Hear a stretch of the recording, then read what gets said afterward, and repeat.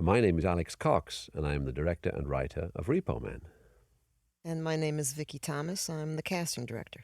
And I'm Michael Nesmith. I was the executive producer. My name is Sy Richardson. I was Light and the guy who did Bad Man with Juicy Bananas. My name is Zander Schloss. I am a PA and the late Fox Harris's driver turned actor. I play Kevin. I'm Del Zamora, and I played Lagarto Rodriguez, the older and funnier-looking Rodriguez brother. The one with the hairnet. Right. Fox Harris, who is the first character that we see in the film, It's no longer with us. who's no longer with us, but I met Fox Harris when I and Sy Richardson, the editor, were guards or caretakers at the Actors Studio in Los Angeles. And the actors really didn't like us, and they would eat our food, and we put a padlock on the refrigerator, and they broke the padlock to steal our food. And the only actor who would speak to either of us was Fox Harris.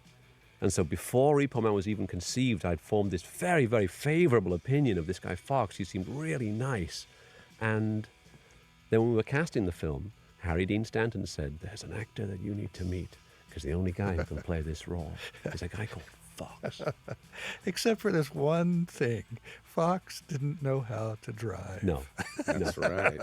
He couldn't drive a car, and he showed up on the set and took off and drove it right into a bridge. Yeah.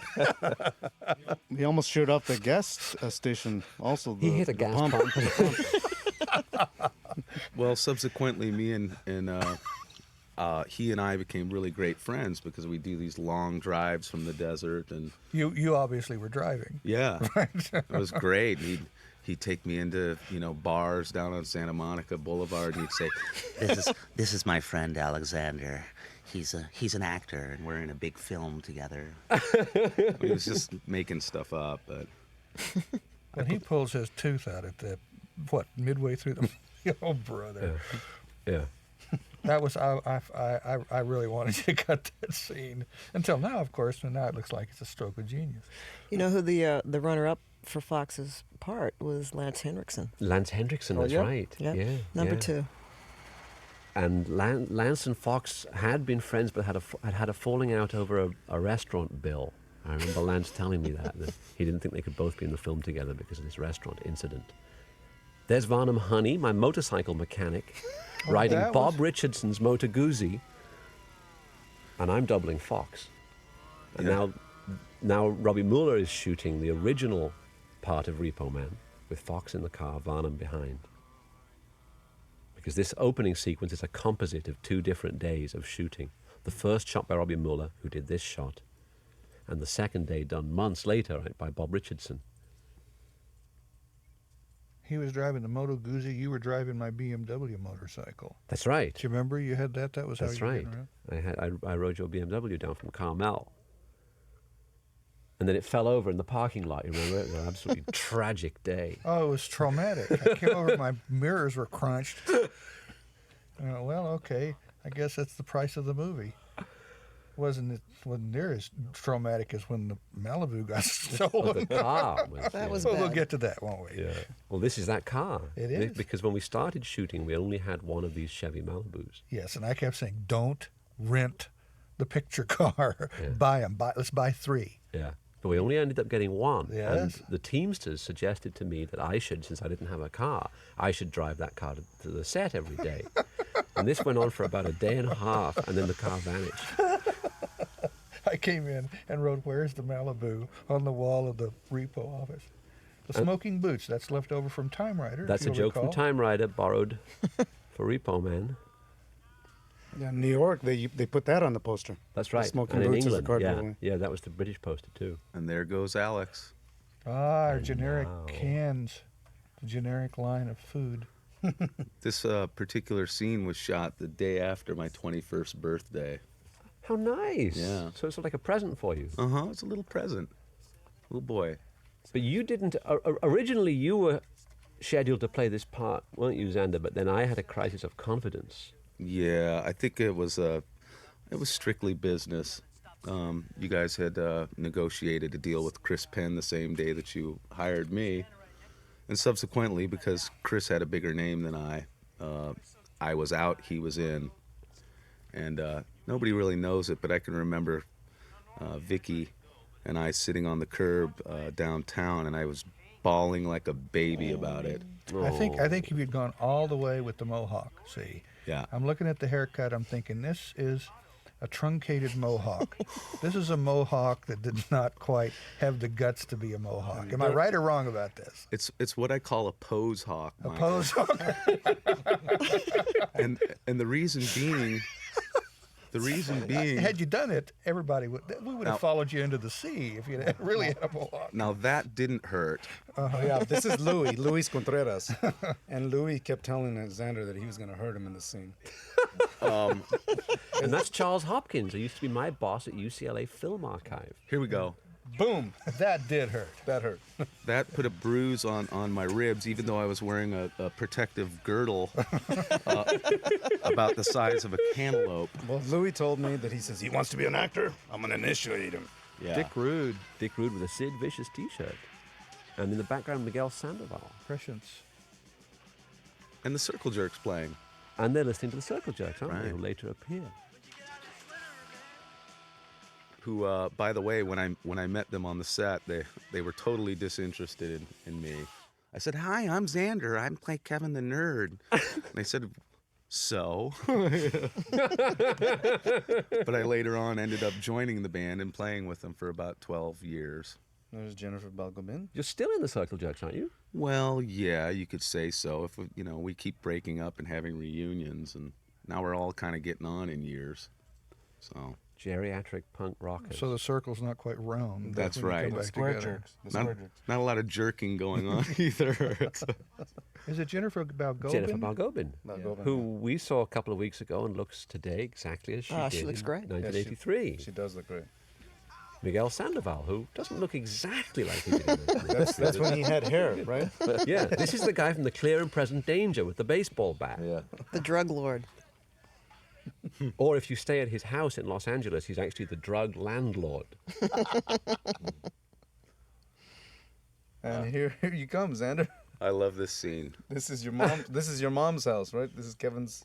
Well, if you look closely on the other dresser, not the one with the lamp, you can see a picture of me as a little boy. I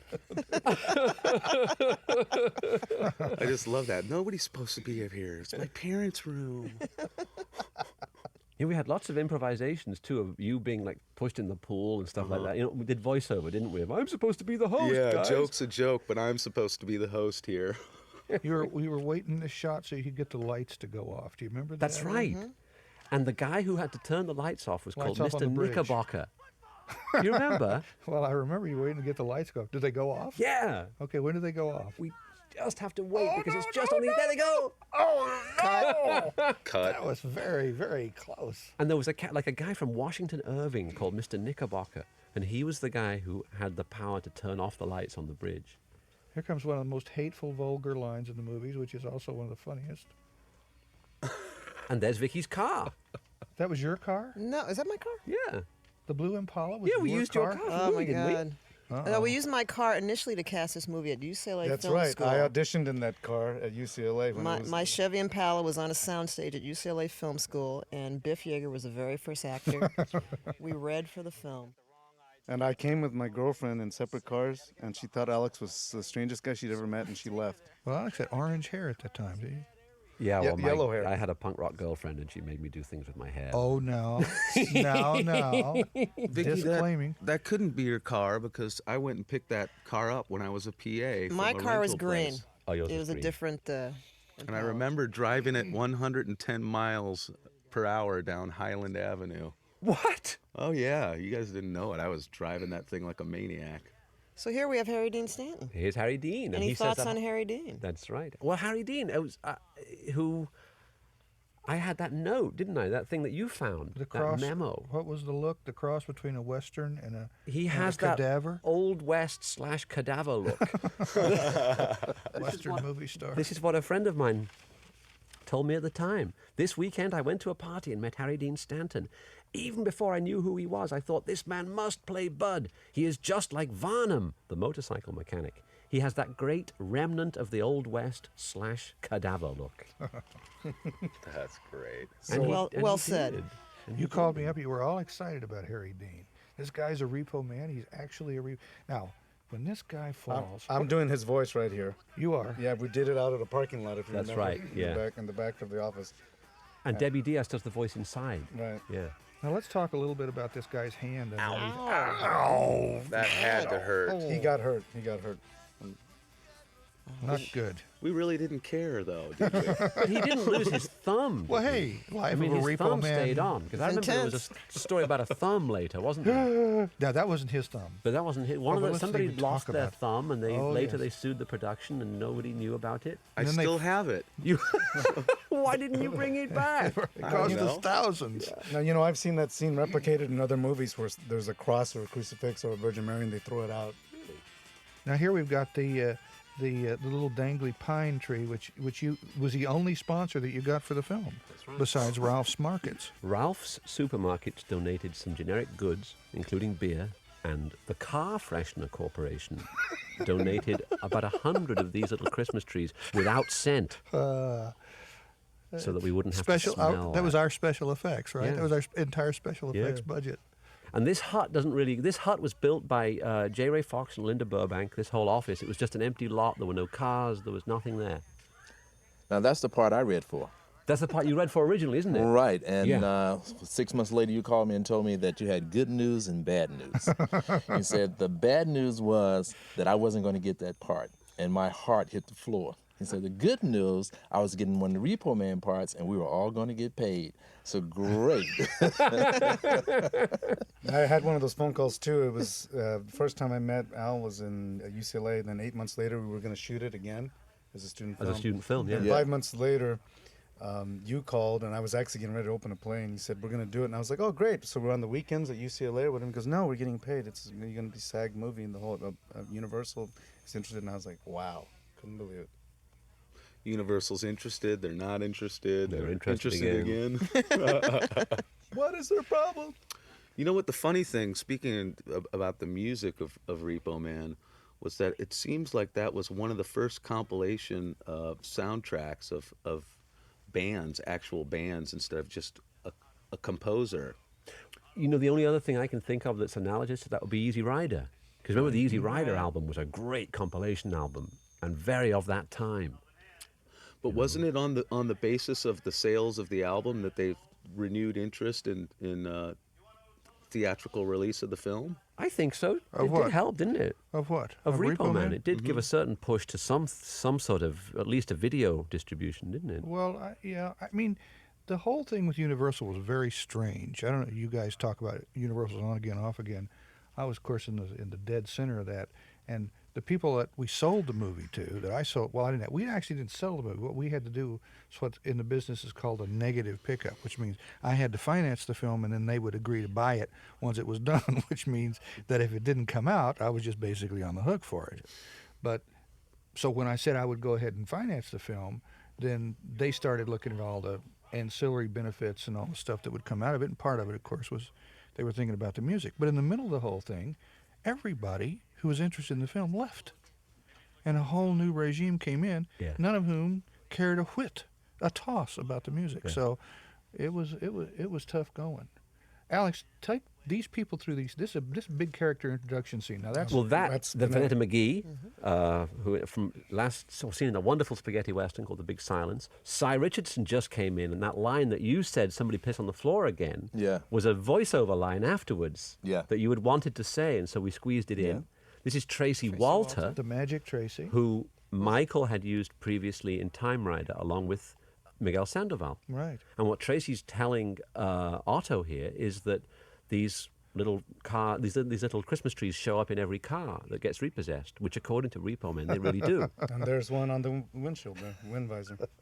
There's one on Bonham's. Now, who was police playing motorcycle. Pletchner? Richard Ferrangi. Very, very good actor. Richard Yeah. Ferrangi, very underrated and not seen enough. He And did a there- lot of Lumet stuff, didn't he? His- Sidney Lumet films. Right. There's Susan Barnes. Susan Barnes Yeah. and David Chung. And And- the other Repo Man, the head of the Repo office, is It was Tom Finnegan. Right. Tom Finnegan was who? Tom Finnegan was Bud? He's Ole. Ole, the guy who sits behind the desk. Yeah. Agent Ironhand. She had some great legs. Yeah. See, now here was your first little peek into your conspiracy theorist mind, Alex, because you have her say some people just explode. Isn't it her that Yes, says that's it right. just then? That's right. Some people just blow up. Yeah. That was Steve Matson and Biff Yeager. Steve is a natural blonde, but Biff had to dye his hair for There the you part. are, Zander with Emilio.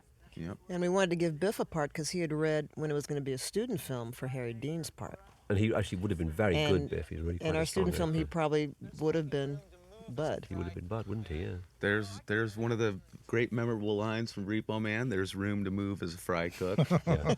Yeah. which was actually there was a chapter in a book recently devoted to that particular line about our generation and how we just we don't, we're overeducated and don't have the motivation to really get into a career, but hey, if you're assistant manager, Yeah. you'll be you could be manager in 2 years. Or 10 years. Yeah. Whose idea was the coolie hat? Yeah, I was going to say, what? It looks like a Stroke. Sam Fuller movie. Absolute stroke of genius. That was Emilio's frisson, his actor moment. Is the Ed's- coolie hat? Edge City. The Edge City bus. Edge City bus. Right. And where did you get that bus? I don't know. It must have been Dave Schaefer, the transportation captain. got it. Extraordinary. Good bus. Yeah, it's a great bus, isn't it?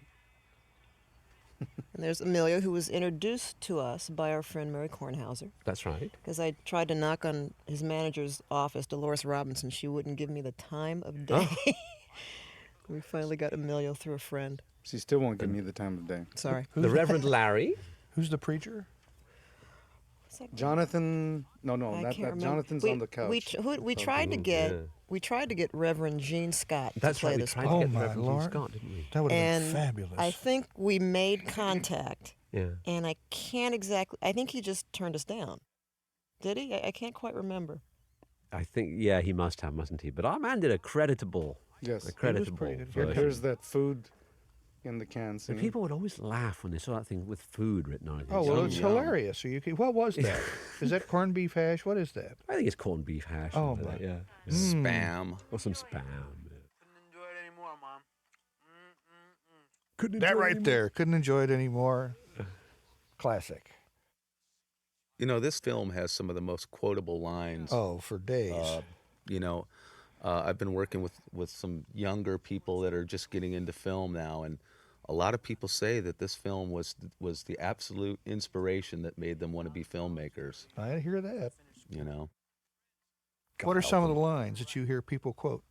Oh God, a lot of people say, "Let's go get sushi and not pay," or Let's go do some crimes. "Let's go do some crimes." Ordinary people spend their lives getting out of trouble. Repo Man spends his life getting into trouble. Life of a repo man is intense. Yes, there's so many quotable Now lines in the film. none of those are quotable on me. The ones I remember is that don't mean he was a homo, Miller. Well, John Wayne was a fag. I mean, That's a big quotable line. John Wayne. But Yes, that's he John was Wayne's too, story. you boys. All of this was told to me as truth. The John Wayne story was told to me by a guy called Swati, who had a company called Arrow Glass and Mirror in Venice. And Swati assured me that he had gone to John Wayne's house in Brentwood to install two-way mirrors, and that John Wayne came to the door in a dress. Well, There was- yeah. You Must are be true, right? You may be indebted to Swati for the story, but we are forever indebted to Tracy Walter for Oh, the delivery yeah. of that line. Yeah. That line that came out of his line. It was magic. John Wayne was a fag. He was, boys. I installed two mirrors in his pad in Brentwood. Everybody tries to do it. Boy in a dress. He come to the door in a dress. Nobody does it like Tracy. I know, it's great. But Tracy, also the other thing that Tracy had was that the more you drive, the less intelligent you Oh, are. Yeah, very good. Yeah, that was very a great good. line. Yeah. And he actually made that into a sort of a franchise, because The that mo- character was then on like commercials for the Yellow Pages or something, Yes. wasn't he? Yes. Endlessly would appear on TV in Yeah. some variation on that Yeah. on that character. and there's a lot of really catchy catchphrases in there too.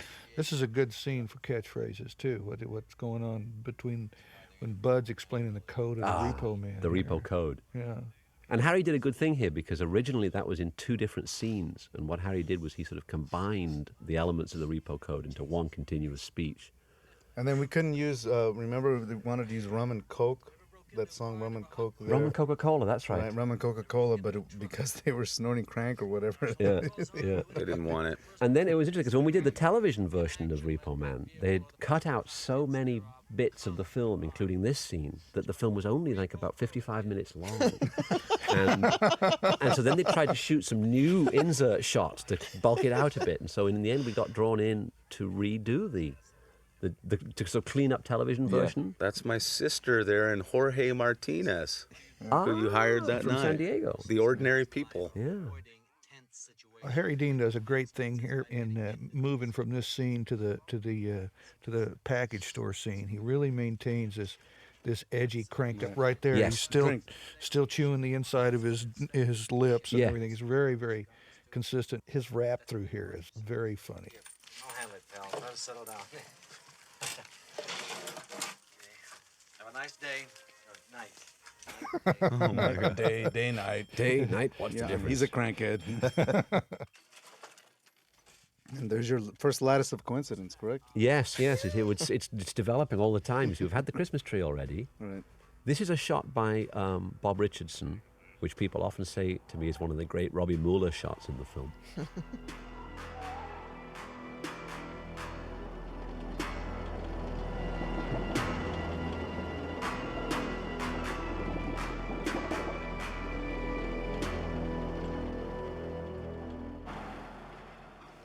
Here we go, introducing the Rodriguez And brothers. this is the introduction of the Rodriguez brothers. Actually, there was a scene of them earlier with my dog Chivo where he was explaining who they were, but they don't. Oh, no, that's in there. That's still in there, but it comes as a flashback. Right.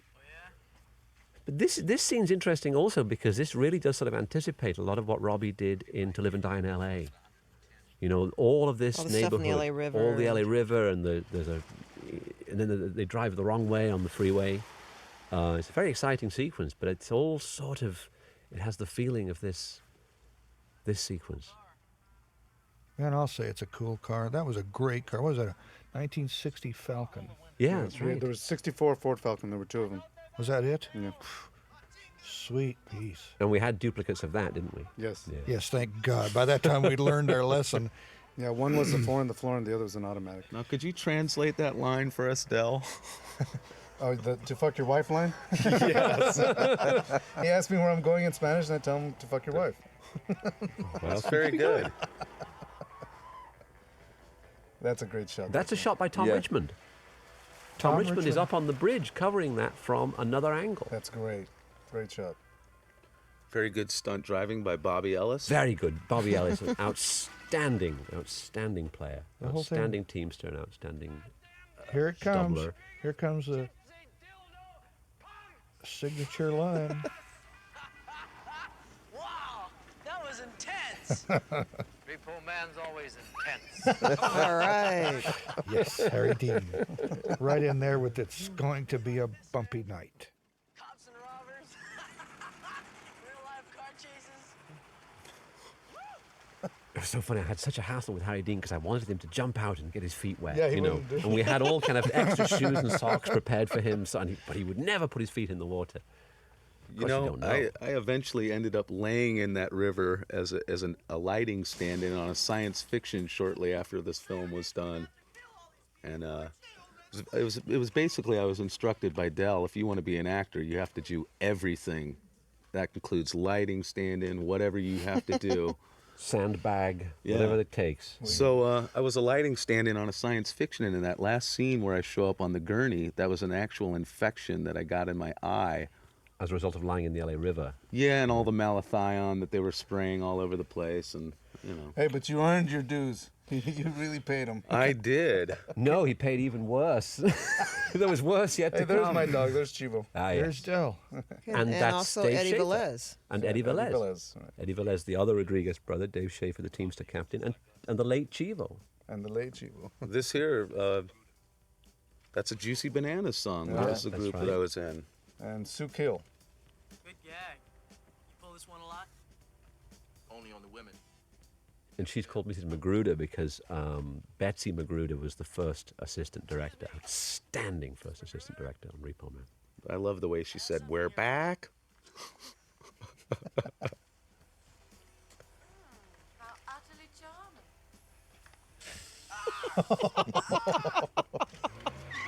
That was before mace or pepper spray was really big. But I wasn't love it? this. He just gets left by Light. Light just leaves him. he's on the case.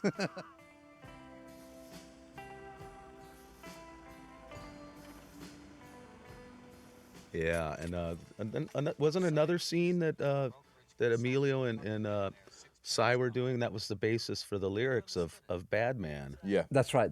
Yeah. His whole guess how many ties I got. That's right. Yeah, because we had these long monologues that we'd used as audition pieces, including that one Tracy. of the one of Tracy about Yeah. flying saucers, and the one of Sy about the suits and ties. You know, I mean, talk about memorable lines. How about that line at the end of the tune? You know, how can you tell your woman really loves you? How can you tell, Sy? Oh, I know somebody.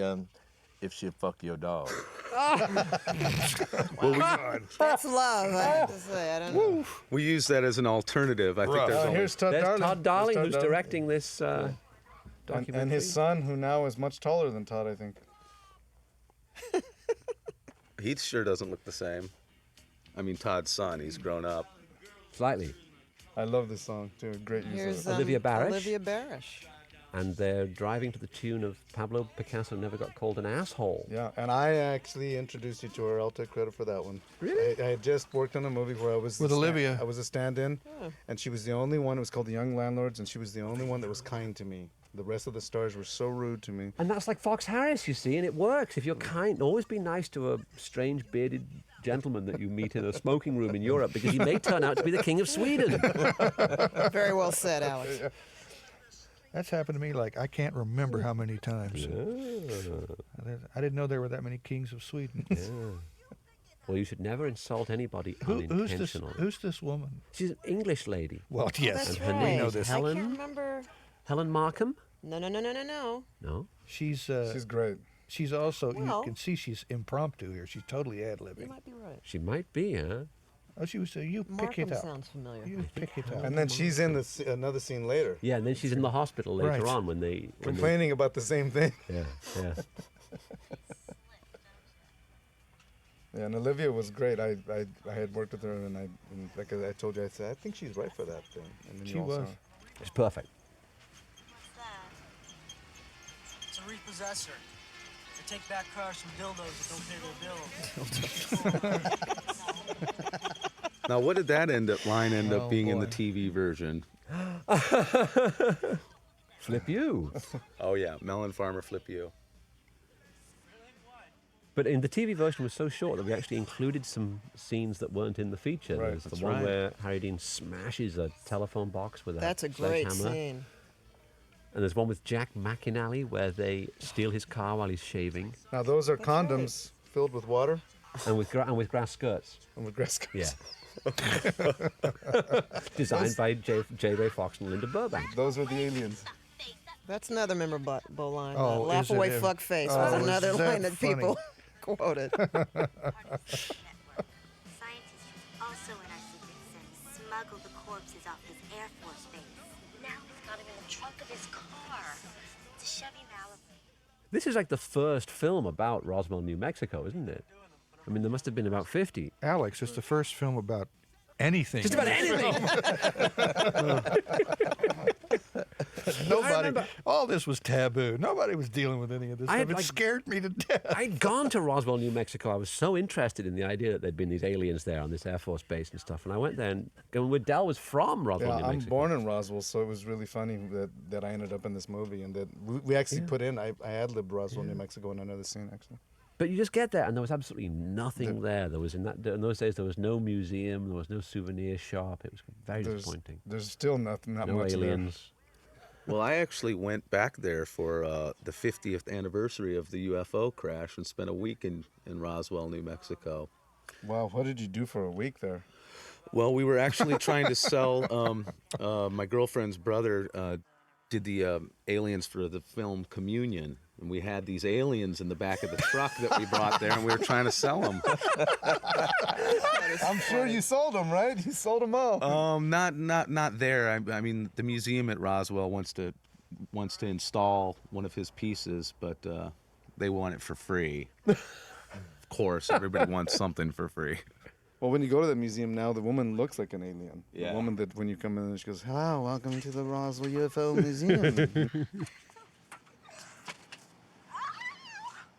Well, if I was a town like Roswell looking for an industrial base, I'd dress everybody up like aliens too. Yeah, they won't embrace it. They won't embrace it. Turn it into Roswell land. Yeah, they will not embrace it. Some of the friendliest people I've ever met were in Roswell, though. Oh, I thought you were going to say some of the friendliest people you ever met were aliens. Oh, yeah. Weekly World News. There it is. Another first. You saw it here first. Somebody has to work around here. Good hat. It's a beautiful hat, isn't it? Yeah. Great hat. Was that a pork pie? Yes. Is that what that's called? Yeah. Man, we've been looking for this little red devil for Oh, here we go. Just act natural. Nobody knows if it's your car or somebody else's car. He's really getting initiated into the Repo Man. All right. I like the fact that the Slim Jim makes a car alarm go off inside doesn't make him bat an eye. I know. Yeah, you're wonderful in this side. Beautiful. That was my first scene. My very This is first the first day. thing you did? Yeah, first thing I did. It's great. So calm. Because you have to break the steering wheel column, don't you? Yeah. Yeah. But look, it's very methodical.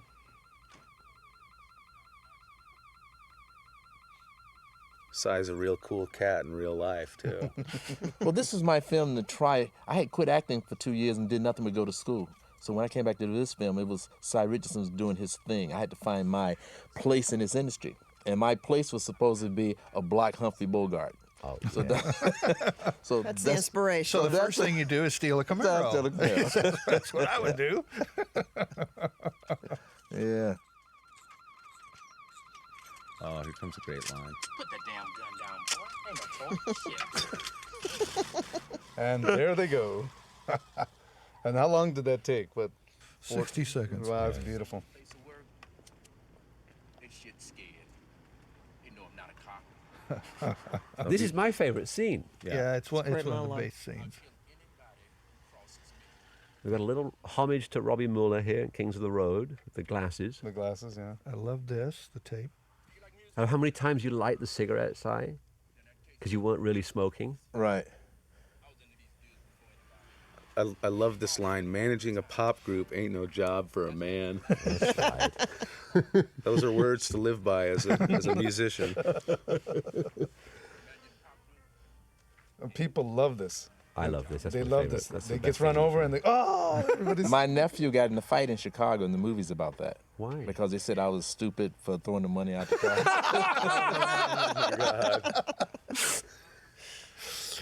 Oh, that's too much.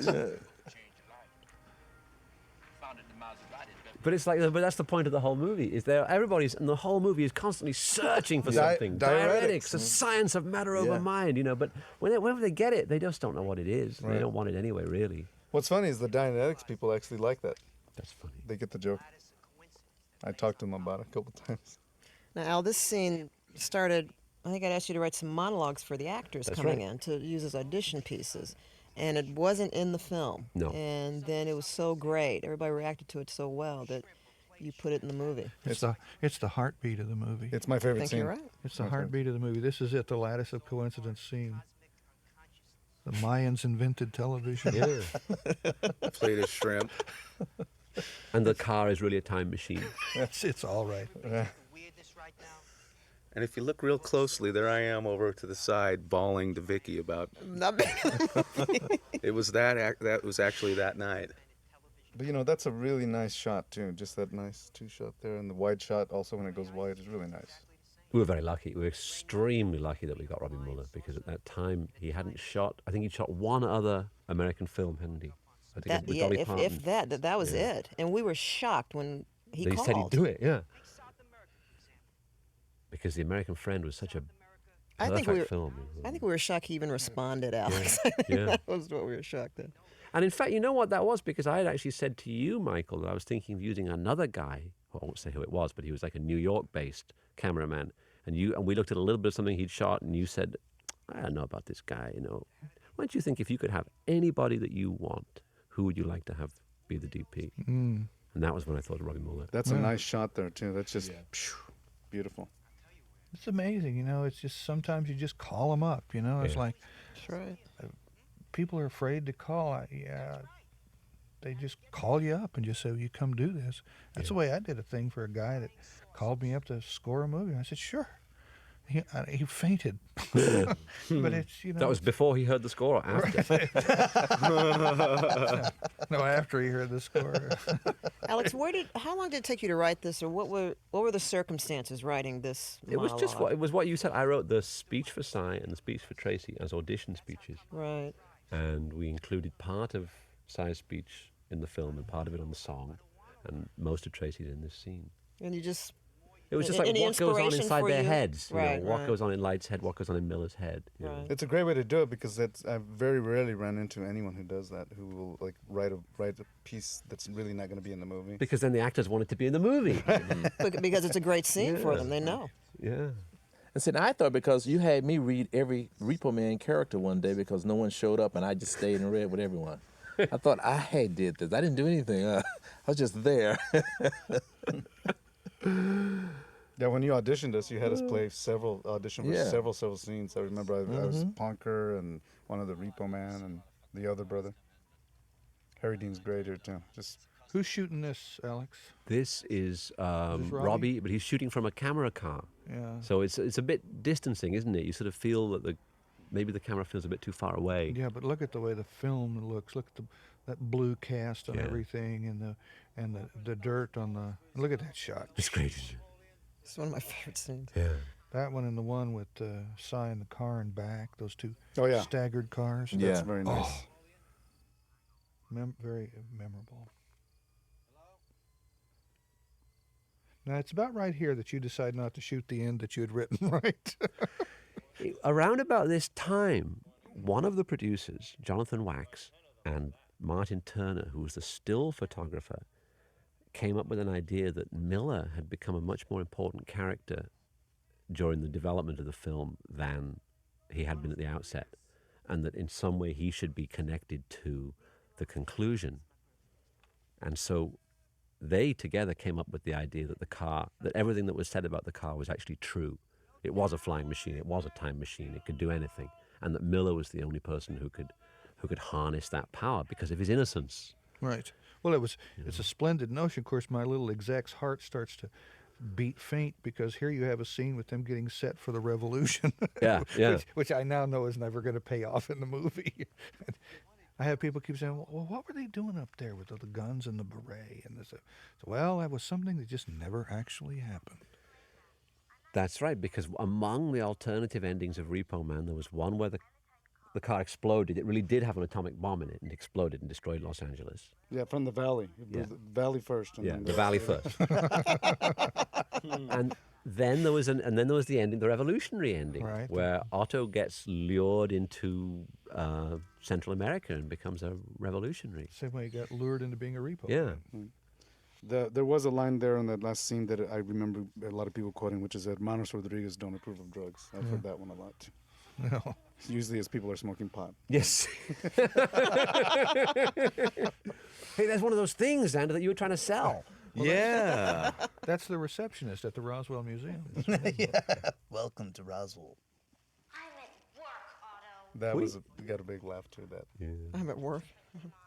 We actually shot a lot more in the Flying Saucer HQ, didn't we? You know, Emilio did this a lot off camera as well. But for some reason, he liked to run around in his briefs a lot. Remember that? Always nice and clean, though. Yeah, no skid marks there. Oh. Whoa.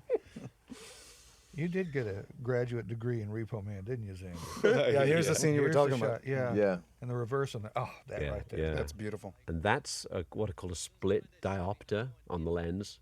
So it's got two focal points. It's got one on Sy and one on Harry Dean. It's beautiful. vertical, right? But you'll see his hand will go out of focus. But look at the lighting nice. on Sy and the lighting on Harry Dean. Yeah. And Very, very good. Even the Sy, little. did you ever think about getting a roach clip? But it's great. Even look, you can see that he's got it lit there at the last second. But the nice thing about that couldn't scene, not to go film school on you here, but nice thing about that scene is that you have the juxtaposition of the two points of view. You got Light, who's rough and tumble, and you got Harry Dean, who's living this phony code. Yeah. Right. And you have it rendered filmically there, so you can really see it. One's front, very organic. The other one's back, and sort of in this blue, misty, vague life. Yeah, that was another quotable line. I don't allow any commies in my car, nor Christians either. I've heard that one. Yeah, I like that because it shows he's his own sort of. And mad here's Al. anarchist. There's Al in a cameo. Yep.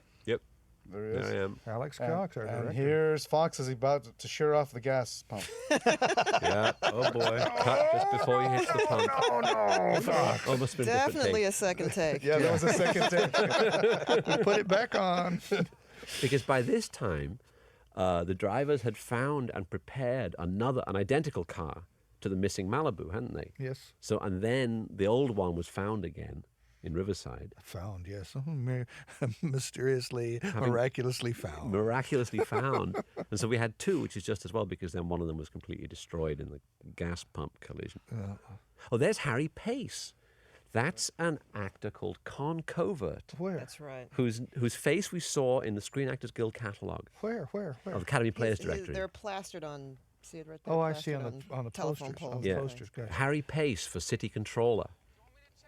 And he's What was that about? Why were we doing that? It was City- part of the lattice work of coincidence Oh, because thank you Harry very much. Pace and Happy Face That's are the right. same That's thing, right. and he's wearing a Happy Face badge.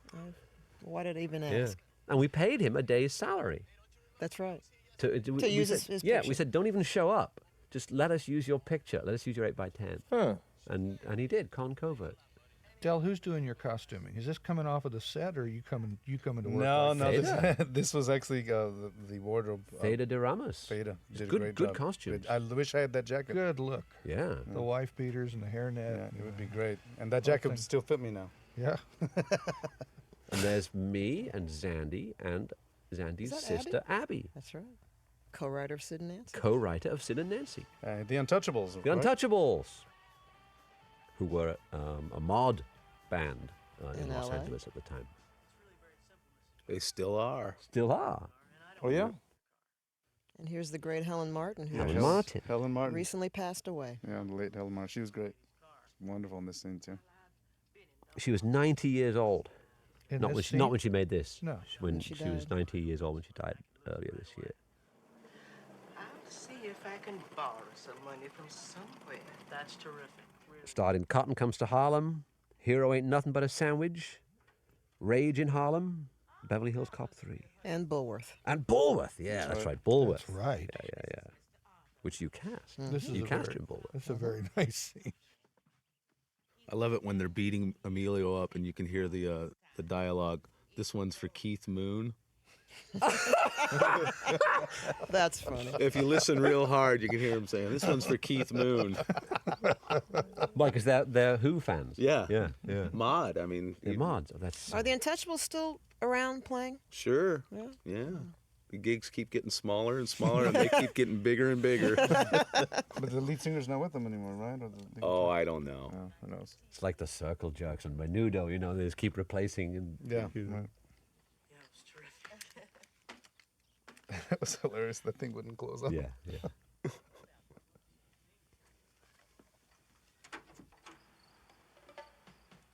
And this is one of these sort of film mistakes. When if you look at the back wheels of the car, they're clearly on the ground, right?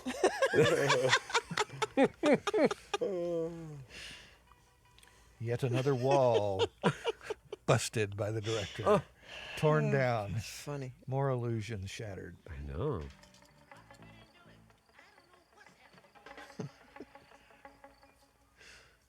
Good piece of writing, actually. And the fact that it's on Jack's really came from nowhere. I know. It must just have we must have either forgotten it was supposed to be on Jack's or thought it up at the last minute because. This is Yeah, from and it's- Solo Repo. Yeah. But it shows That's too right. that he wasn't, because he keeps trying to start it. Also, it was like that. I think you were creating it at the moment there.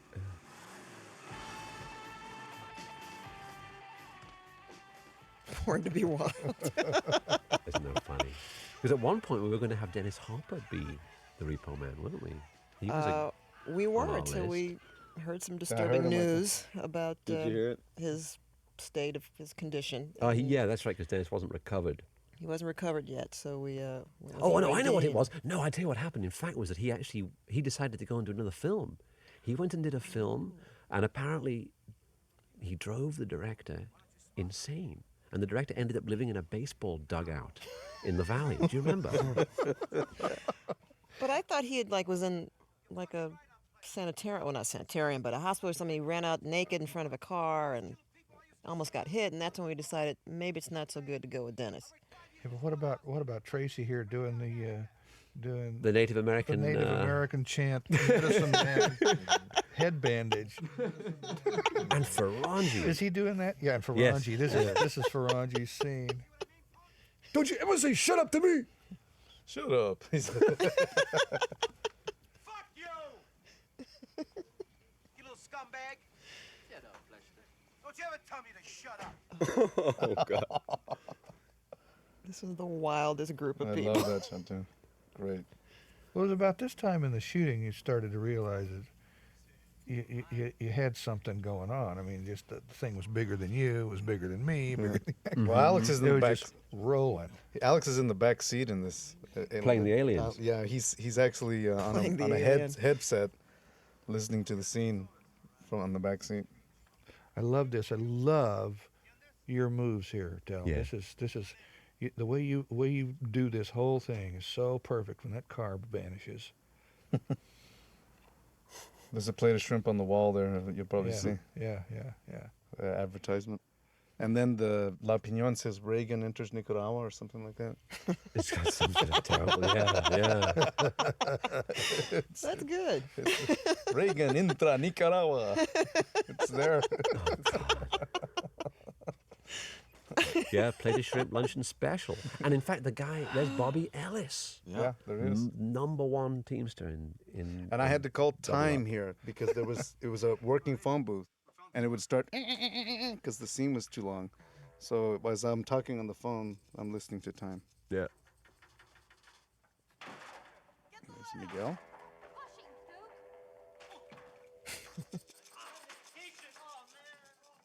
Fox and Mac Taggart Pharmaceutical Company. Because J. Ray Fox was J. Ray Fox, and Linda Burbank, previous name was McTaggart. What are they humming there? What were they just? That's the Valkyries. Oh, okay. Dun, dun, dun, dun, dun. Right. I forgot. And that was meant as a little homage to Clockwork Orange to show you that they're not really as bad as. No, I mean it's really hot. Very nice of you, Al. Yeah, it's kind of like a mix between Apocalypse Now and Clockwork Orange. there. Exactly. It's exactly what it is. We laid Vanetta's lines in on Yeah. post also about the car being hot, etc. And that's where I put in the Roswell, New Mexico too.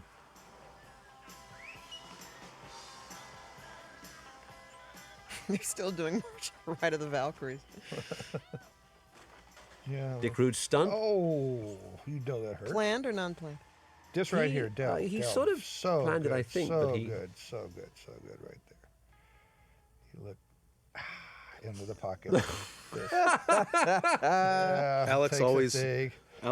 insists that his actors do all their own stunts. Exactly. Remember Eddie was mad because there was garbage on the ground? Oh, he didn't think they should be garbage. Yeah, he says, "It's garbage. I don't like this garbage when I come on." Funny. Now, this is the scene you throwed in there. You told me the day before. You said, Sy, I got this idea. I said, what is it? I'll tell you tomorrow. The next day I walk in, you tell me to do this. I said, okay, whatever. Well, by this point, I was sort of thinking that your character should have more stuff to do. Yeah. You know, that we should see more of that guy.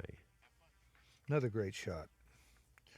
Great setup there. I love the depth of that scene. Yeah, San Pedro by the oil refinery. Now, this argument also, if you remember, I went across, we were doing it looping, and it was myself, and then I went across to Holiday Health Spa, found two Latinas, and we brought them in, paid them $50, and they actually are doing that argument with me inside the house. Great. Wasn't this house used again in the film Scarface? It looks similar to that. I think that it's almost exactly the same shot. Yeah, Yeah. yeah, that's right. So they took from you, Al. Well, I mean, it's quite a favorite shot, I think. Another Repo first. But I suspect this has been used a lot, this location, because it's so picturesque. And San Pedro's popular with filmmakers, isn't it?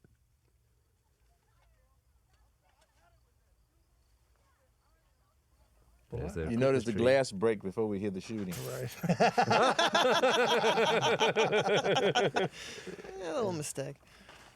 Bullets traveling faster than the speed of sound. The audience loved this scene, boy. They were just laughing. Yeah, it is funny when you pull up here. You don't expect Sy to come up and do This what he line does. right here. And you know that's my car. No, that is your car, yeah. That's my car. Oh, this is great. It's funny. Still on the job, white boy.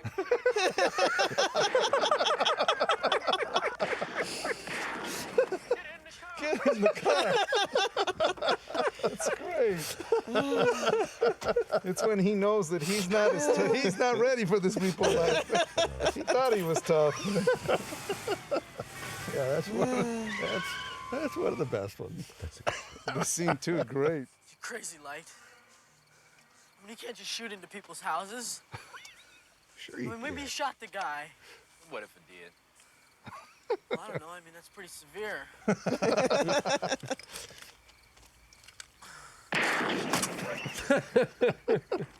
Jesus Christ! Hey, blanks get the job done too. You Repo. So worldly, You guys lights. are all out to fucking lunch. Get it. Let's get out of here. Get in the car. That's what downtown Los Angeles used to look like.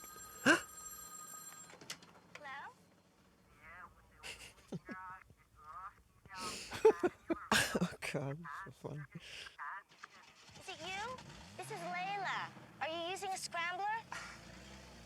I can't hear you. I'm using a scrambler. Oh, Fox. Look out! What?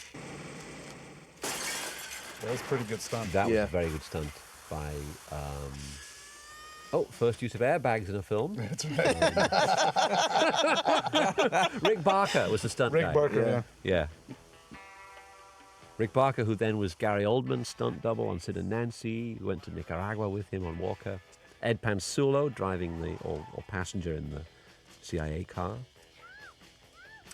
Ed Pansulo, this actor, was the roommate of Mark Lewis, the actual Repo Man with whom I drove around.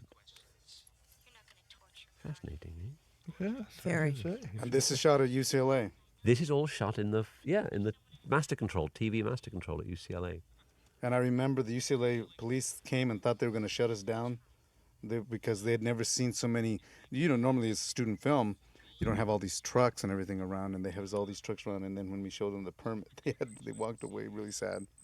Well, I had my student card because I'd enrolled at UCLA so we could have access to the master control. Right.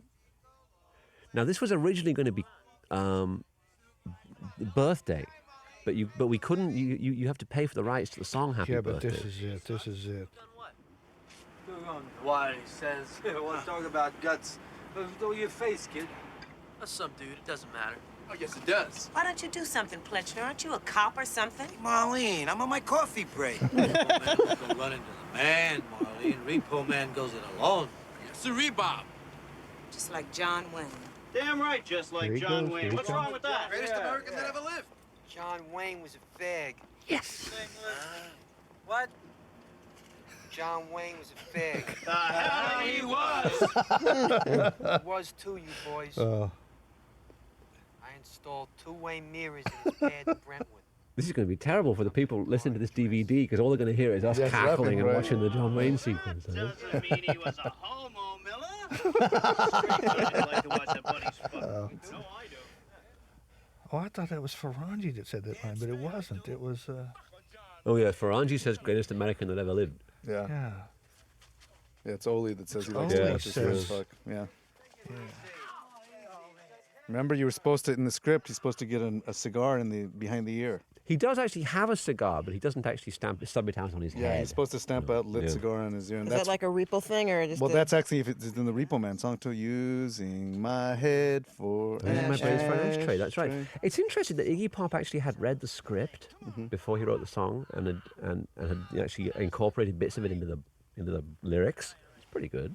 Yeah, yeah. It was nicely directed too, Alex. You had that that floating camera through there was. That's right. It was all handheld, wasn't Robbie it? did It was a all lot of handheld. handheld. He did a Yeah. lot of handheld. It was And really that- good. In that that scene. sequence, Now check we this go. out. they go to see Mr. Humphreys. Poor guy. And who's that in the background? By the Christmas tree.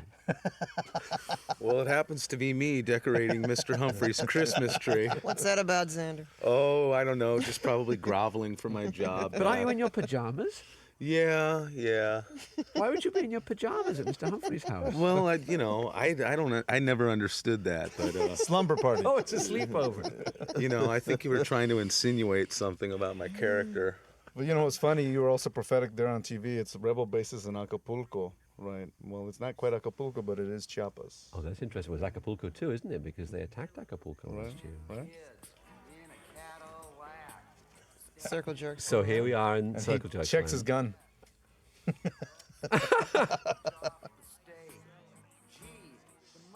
Yeah, that was just before I joined the band.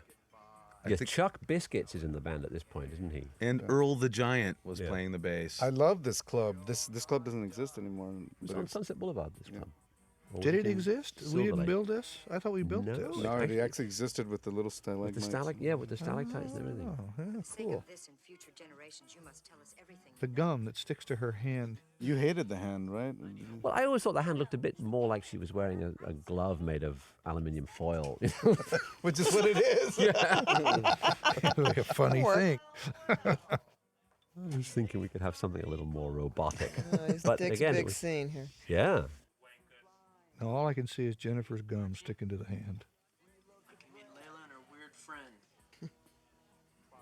And the butyl nitrate is also generic. That's right. The butyl nitrate, which was a popular drug on the scene at that time, is anti-knock fluid for diesel engines. Oh God. See, it's the generic butyl nitrate. Busy, man. I told you I was working. A metal hand. Can we feel it? You see, she's supposed to have a robot hand, and that's not quite a Budget robot didn't hand, quite allow for that, maybe.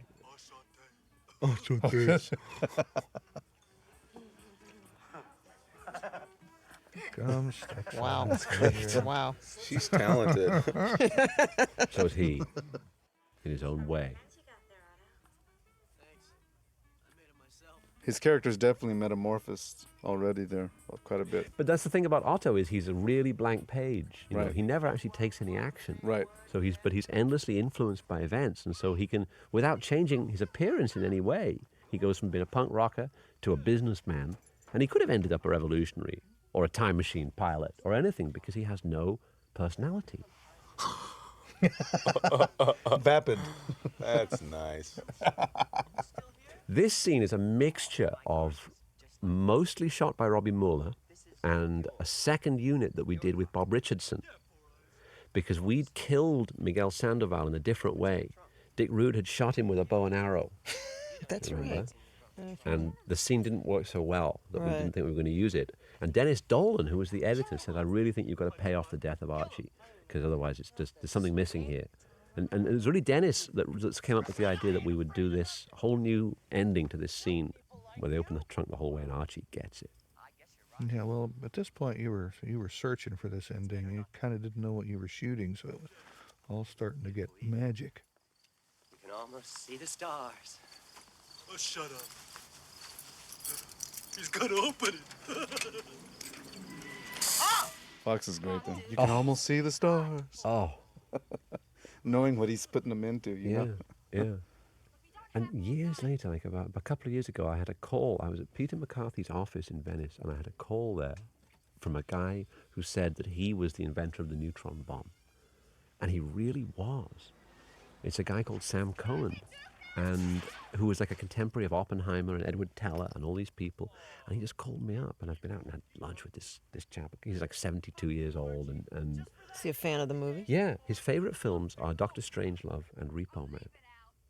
And he's really proud of the neutron bomb. He says, he got a medal from the Pope for designing it. And very interesting guy. Oh. There goes Archie. There goes Arch. So long, Arch. There's the boots. And here's some quotable lines. Come on, Duke, let's go do those crimes.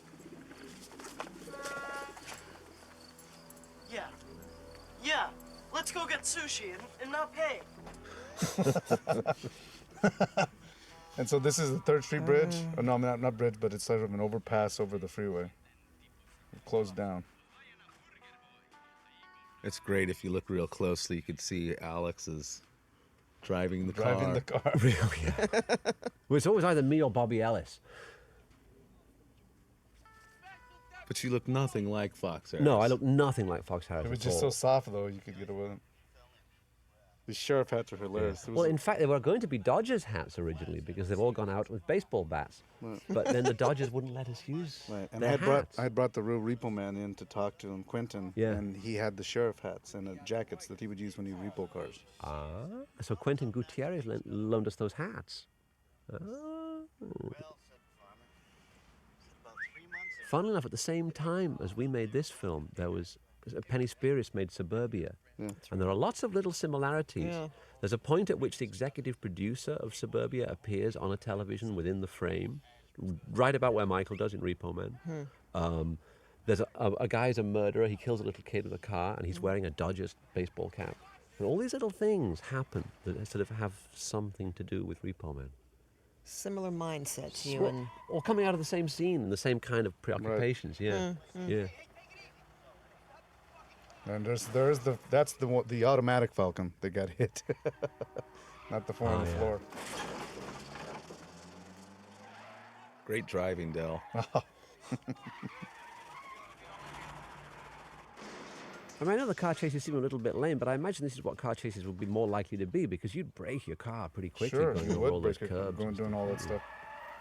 And this was an intense scene. Harry Dean had a real bat. It was a real controversy, if you remember. He was supposed to have a rubber bat, and he wouldn't do it with the rubber bat.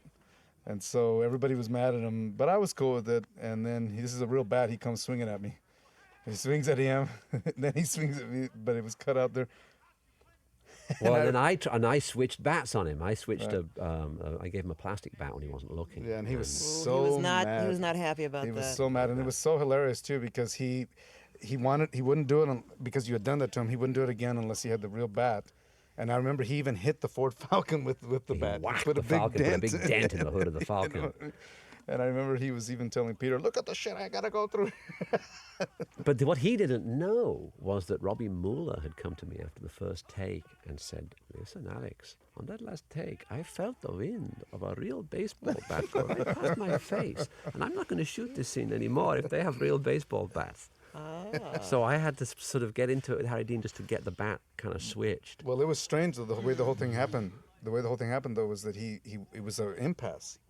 It was like you weren't going to give him the bat and everything. And I remember He was struggling like these, just ridiculous, like two bald guys fighting over a wig. You know? You even, if I recall, you even after one of the takes, you went to grab it, and then he went, and then you all both ended up. Tug of war. You ended up on the ground, and then all of a sudden, here comes Alex up with the bat. I think it was hard. I mean, I think Harry really likes to do what he wants to do, you know, and it was difficult for him because when we did this film, Harry was like 58 and I was 29. So I think that's Michael on screen there. Isn't that you, Michael? It's a scene from Elephant Parts. Oh, yeah. It looks like it, actually. Yeah. You can kind of see it. Yeah. Yeah, that's me doing, I think, Art Remnants. But continue your Yeah. career. So I think it was hard for Harry because of that, because I was like half his age. I'd never directed anything that he would have seen except student film, you know. And he would say, you know, I worked with the greatest directors of all time, like Francis Ford Coppola, Monty Hellman. You know why they're great? And I go, no, why? Because they let me do exactly what I want. I got to remember that one. Well, it was good. Well, I remember we was at an impasse, and he said, well, let's do the scene. And he wasn't going to be in it, right? And I go, come on, Bud, in character, come on, Bud, do the scene. He goes, well, he won't let me be in it. And then somehow we worked it out, and then we continued shooting. But I remember we got it resolved. I think Harry just went and did it with a plastic bat in the end. They're winos. They don't have any money. You think they'd be bums if they did? You want out? Yeah, this Do is you? one. No. What's the matter with you? Do you like your job anymore? Not happy in your job? I mean, I feel like we're not communicating anymore. By this time, I'm loving this character because he's getting very complete. Yeah. And I like that you got Otto going into the full apoplexy of fear. He's turned angry and afraid. And there's a tear in Harry's eye. Yeah. There's a tear in his eye. Very good. Yeah. Otto can't do anything, and Bud can't connect. And hey, there's my couch. Yeah, there. I wondered what happened. Yeah, and here's part of the conspiracy situation here. Right. But I always tell people sometimes when they can't control environments, if you remember, as he keeps walking, one of the homeless people kept pointing to the car because he had seen the rehearsal. But it's totally fine. In fact, I remember you said, "Don't worry about it. It's fine." And we gave him a Repo Man hat to wear. And so there you see him. He's pointing. Yeah. So instead of trying to control your environment, just going with it sometimes it really works. Yeah. You don't really see that it's a Repo Man cap, but it's completely postmodern. Yeah, because it's one of the extras is saying, "Okay, well now you're going to go over there." Yeah, that's right. It's totally cool. Now. Never thought of Repo Man as a postmodern film. It's really postmodern. It's really, really postmodern. Now, what is this stuff that comes out of his mouth, Alex? I know it's supposed to be puke, but... It's vegetable soup. It's normally vegetable soup, isn't it? Yes, it was vegetable soup. I remember him getting ready to do this scene. Chunky vegetable, though. Oh, yeah. All throw-up's got corn in it. Right. Oh, you got. Of course, you have to have a cob of corn every day. Well, he's really running his ass off here, too. I remember he had to run to catch that car to be there at the perfect timing. And once he gets in the car, the lining is just, wow. It's really that Robbie Mueller is. Well, again, you see here, you're staying very consistent. The car stops and picks him up. Yeah. He doesn't chase it down. I like that. Yeah. And now he gets into it, and of course... This is actually my favorite scene in the film. It's beautiful. It's just, look at the line. It's just beautiful. J. Frank Parnell. I just loved Fox, and I was rooting for him the whole way. Yeah. Yeah. Not at all. You ever feel as if your mind had started to erode? Yeah, we worked with Fox 4 times. Did you cast him? Because I had him in 4 films. Did you cast him in anything else as well? I'm sure I did. I can't remember offhand right now. Because in Sid and Nancy, he's the porter in the Chelsea Hotel. That's right. In Straight to Hell, he's a cabaret singer. He's not in Walker, right? And he's in Walker too, but he has a very small part as a lawyer in the trial scene at the beginning when Ed Harris is on trial. Everybody could stand 100 chest X-rays a year. They ought to have them, too. When they canceled the project, it almost did me in. One day, my mind was literally burst. The next day, nothing. Swept away. I'll show them. I had a lobotomy in the end. Lobotomy? Isn't that for loonies? Not at all. A friend of mine had one. And I remember in the audition with Fox also, Dick Root, he had a broken wrist, if you remember in the audition. He told us, be careful with him because he has a broken wrist. And the first thing Dick Root does is go over there and just body slam him. And you could see him go, oh, like he really hurt, but then he just kept going. I just thought, wow, this guy's great. That's amazing. Dies. I particularly like any script that has the word pernicious in it. Pernicious is a good word. It's a good word. It's a really good choice to make him tight close-ups like this. Really nice. What kind of car is Yeah, it's interesting how it almost all plays inside the car, isn't it? There's only one exterior. Everything else is just on the two of them. Why don't you let me drive? What do you mean? You're shooting these as long singles. This is not double covered, is it? No, it's just 2 singles, isn't it? It's just one shot of Otto, one shot of J. Frank. two hemispheres are fundamentally at odds. Hemisphere. You know, it's strange. Oh no, we never go outside the car, do we? We stay inside the car the whole time. Well, no, at until the end. he's dead. Yeah, till he's dead, right? So I was in very good hands with Robbie because he had all his instinctive ideas were right about the way it should look. And I remember the first night of dailies. Yeah. The first image that came up, everyone literally went, "Ooh, ah," because it was so beautiful. Yeah. And we were so startled at realizing we were making a movie and that Robbie Mueller was shooting it, and he was shooting it, great. Yeah. And that was the scene where the lights went out on the bridge, wasn't it? I think it was that scene. Yeah. I think it was that scene. It was really beautiful. Mr. Knickerbocker. That's a great thing also about doing this movie. Just all the shooting in downtown L.A., East L.A. Nothing really. You would think that L.A. didn't exist west of Broadway. I know. That's right. Never go to the beach. And I really love that about the movie. Yeah. Now, Michael, in this next scene, didn't you invite your friend Jimmy Buffett down to the set? Jimmy Buffett's in the next. Yeah, he's in. He plays one of the men in. Oh, that's right. Men in Black. Wasting away in Margaritaville. Yeah. That's right.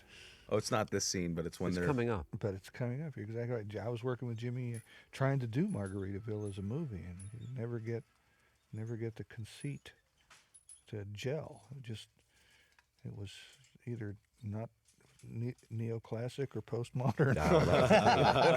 But fried pies is postmodern. It was just fried a drink. Pies is very fried modern. pies is very postmodern. Well, I like that. Oh yes, the party at Millis. The party. Now, I never figured out who my wife was, and you took out a great line when I asked for those hot dogs. No, Alex. You know, I think. You know what? You know what? I think I know why. I think your wife was the transvestite. Oh, okay. So that's right. One of the Michael wives is a transvestite. Who is a transvestite? I can't tell The the one, difference. the one on the left, right? All in the background, I think. They're all trans. No, the one in the blue. Yeah, that one on the left. Well, what does that say about me that I can't tell the difference? It says you should go back over and get in your pajamas and put on Christmas tree ornaments. I'm scared.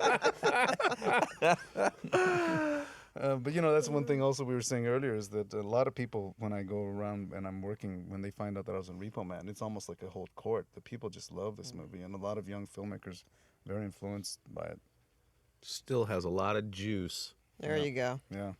For being made in 1983.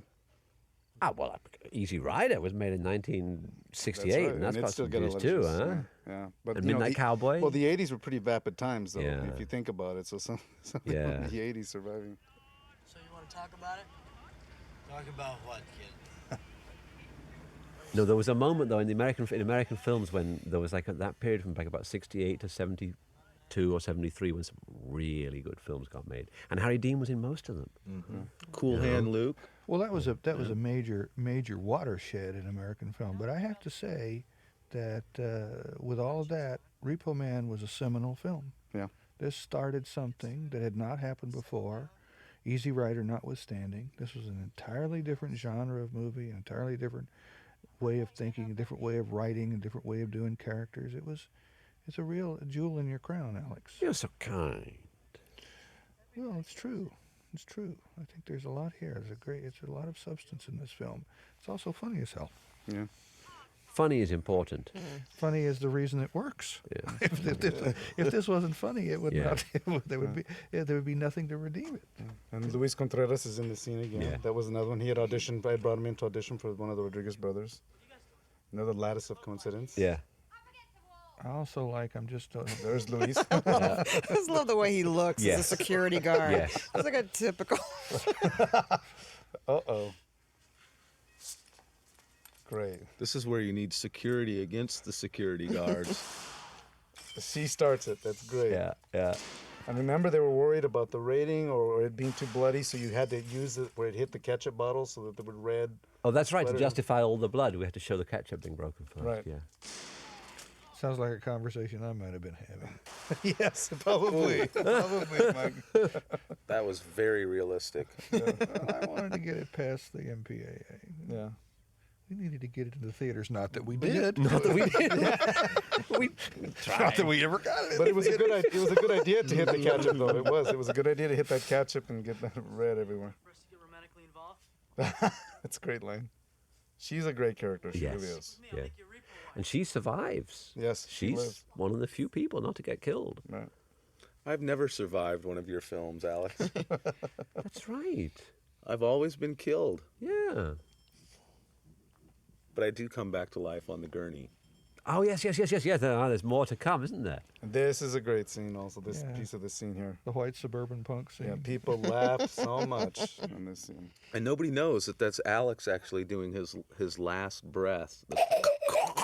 Very well done, Al. It's disgusting. Still doing it, sounds like to me. I know a life of crime led me to this sorry. Here comes one of the most memorable lines of the movie. You're just a white suburban punk. Blame Just like society. me. But it still hurts. Society made me what I am. It's so archetype. Society made me. You're a white suburban punk, just like me. But it still hurts. Tasty O's right behind him. Here we go. Listen to this.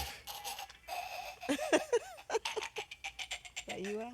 You're gonna be all right. Can't you tell? You're gonna be all right, he tells him. I know you're going to be all right. It's a really great thing So to Vinny say. says, well, maybe not. But then, yeah, he does say maybe not. Oh, God. Tasty O's and cornflakes. And... This is the Jimmy Buffett sequence. Jimmy Buffett. That was him. That's him. Where is he? Where's Jimmy? He's right there with the camera. He's Is right he with behind the the guy. I camera? think. We're setting him on fire. Setting him on fire. I'm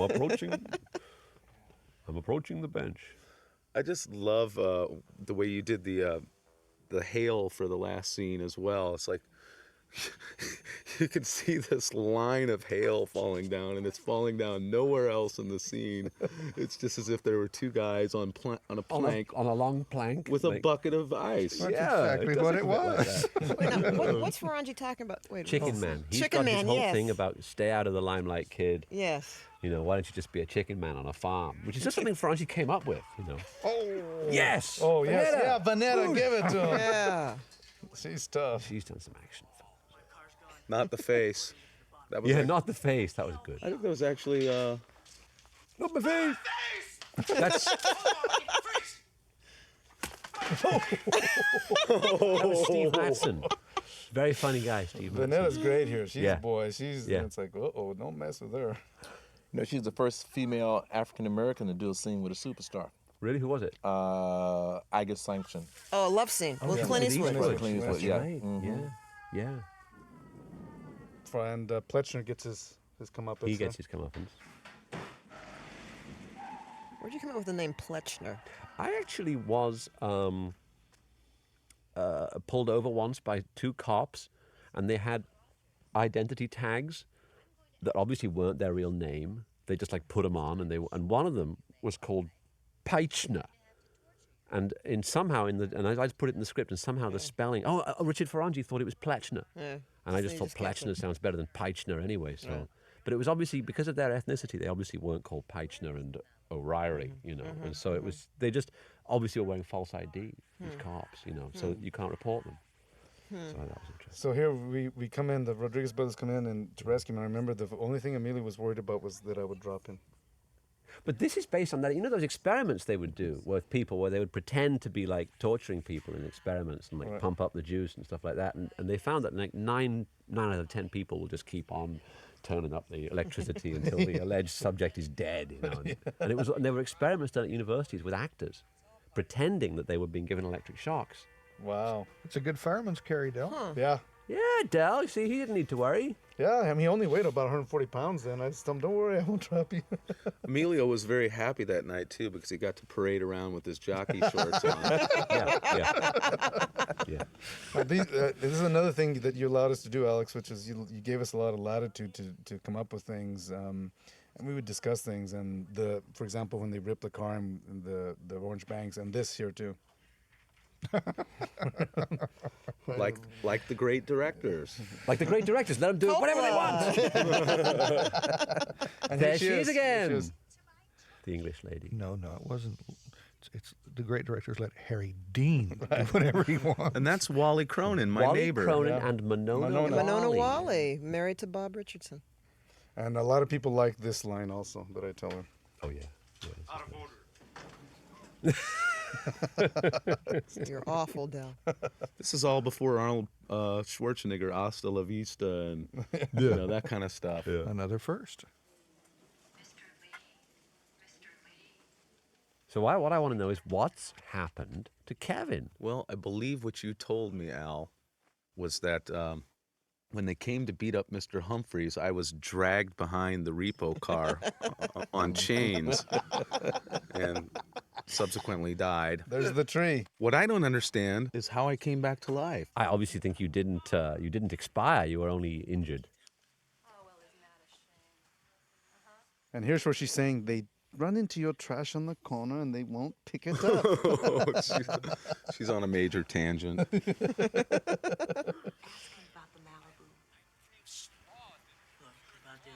That's great. He's catatonic till he hears what's on the television. Yeah. I know I should have stayed with you, but And there's the happy face badge, a very important element. set of big wheels, you know. Eddie loved this scene. That was a moment of heartfelt Yeah, there was a little slight, communication. almost sincerity. Eddie, between Harry Dean and Emilio. Eddie always reminded me, I get to shoot the guns. Yeah, he did a good job.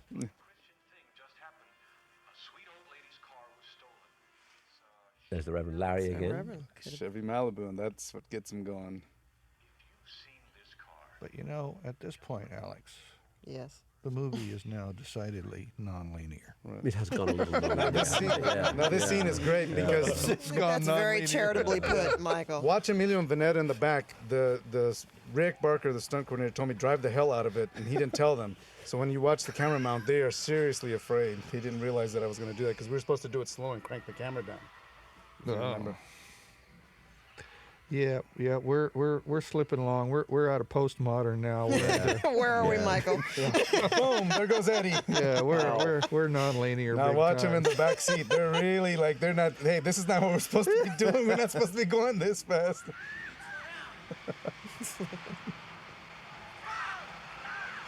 Yeah. There's Agent Rogers. Great. They did hit the cord. You know that was real. Love the chicken sounds. Yeah. Hey. Where's the Malibu? Where's the Malibu? Because I don't know. I mean, I don't have it. Marlene doesn't have it. You and your crazy friends don't have it. Put him back on that slab. Give him some more shots. Where the fuck is he?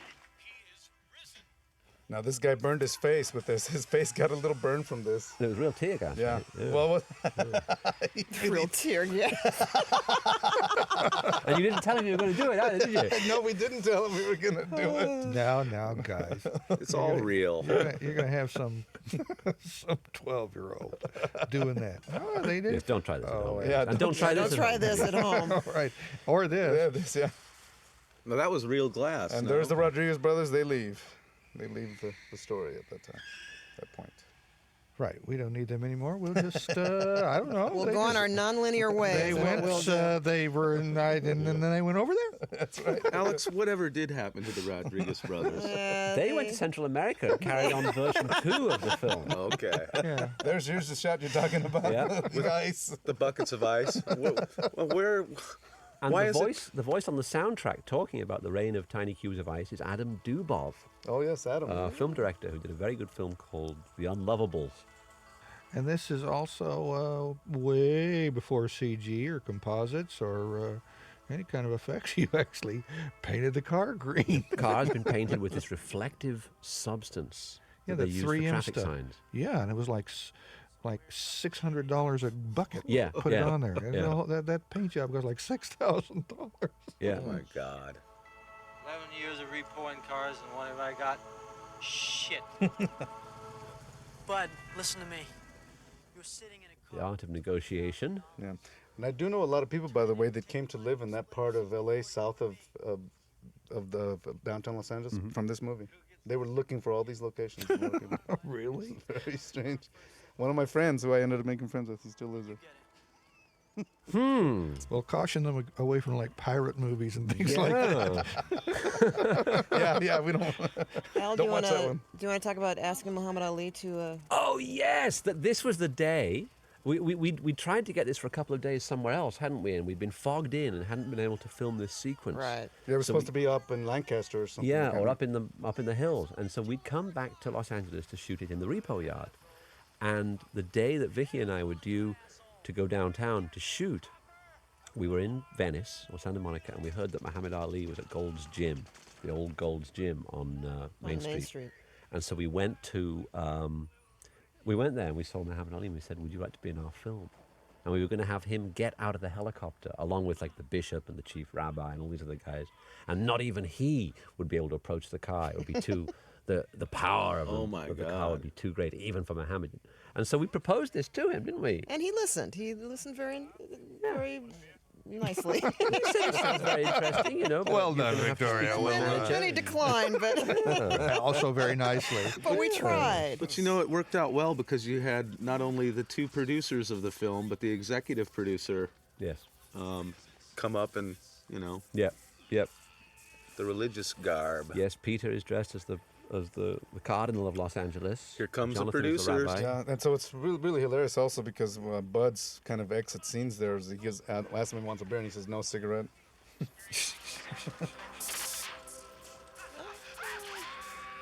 Good. Had to do that. That was me. I was one of those guys too. I was one of those guys. Here's the diuretics thing. But no, come on. I mean, you often see people on fire in films, but how often do you see them get put out with fire extinguishers? I particularly like that they got put out. And I loved, now you've got Tracy now coming back to sort of help us out because the thing otherwise is going to unroll like 7 balls of yarn. And in fact, their whole religious theme is kind of coalescing here with... Yes. Now, if you did that nowadays, I'm not sure that some of the people on the religious right would freak. Oh, did you see Dogma? Here he comes, smiling beatifically. Yeah, beautiful. And you know what? The light looks really good on him too. That green light, it looks great on. Here comes one of my favorite lines. What about our relationship? Fuck that. I don't know. The spirituality is coming through stronger and stronger. Yes, I think. it is. Well, I mean, the movie. You never get the movie you shoot. You always get the movie that it is. Yeah, Great shot. Cover of a book right there. And I think that's a Bob Richardson shot as well. This one I here? think we had to not that one, but the one other of Sy and the threesome. Yeah. This is great. He looks great in that right there. Yeah. Ooh, good composition. Everything's good there. What about our relationship?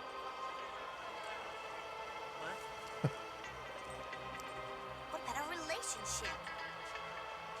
Fuck that. Yay! That. It's so You funny. shithead!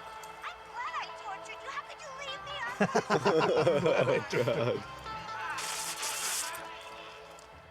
I really like the whole score of this last sequence too. It's quite a long. It's just called Real 10 or something, isn't it? Yeah, Real 10 was good, but he was used a lot throughout the movie. It's really nice. But it also sounds like, Chuck Berry and Bo Diddley at some of their strangest moments. I don't know whether you've ever heard them, but they actually have songs that sound like this. Chuck Berry has something with like Hawaiian thing going on with it. Sounds like this. Pineapples. What did this mean, Al? This is a cosmic bop apocalypse. It's a time. He's right. It's a time machine. It's a time machine. Often, So they're going Miller back was in time. He was right all along. Wow. But they first have to travel at the speed of light before they can go back in time. So you get to explain all this stuff now. You're sitting in a theater.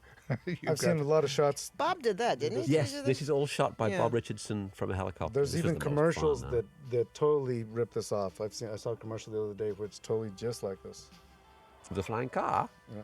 With flying through downtown LA and kind of doing the really weird turns like this. This is intense. The life of a repo man is always intense. It's insane. Yeah, it's now finally over the side. Insane. It is now finally over the side. And so okay, Alex, here we are, DVD, new technologies. Button it up for us now. What do we have to say now? This I is it? really wanted to say I'm sorry that the First Interstate Bank got taken over by Wells Fargo because it's a much better bank.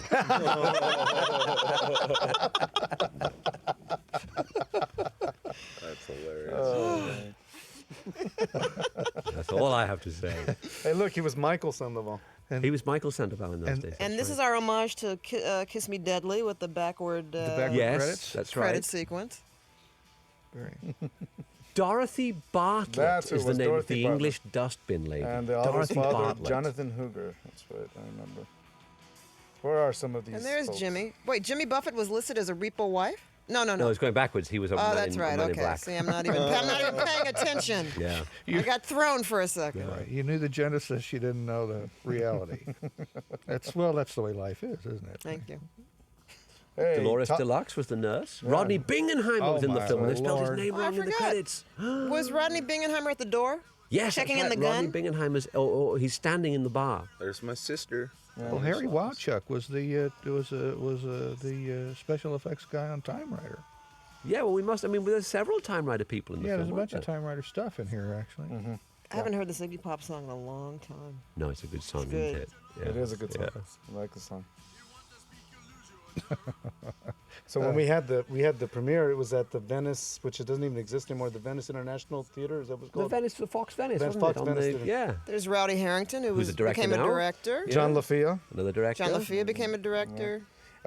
Amy Ness is a producer. Ela Debbie Bunker, Diaz, I a heard about writer. recently. Debbie Diaz works all the time. Michael Chinich, great casting director. Harry Harry Gittis. Giddies, producer. Tom Boyd. He was the guy who went. "Muck, muck, muck, muck, muck, muck." Yeah. Tom was good. He's a good guy. Yeah.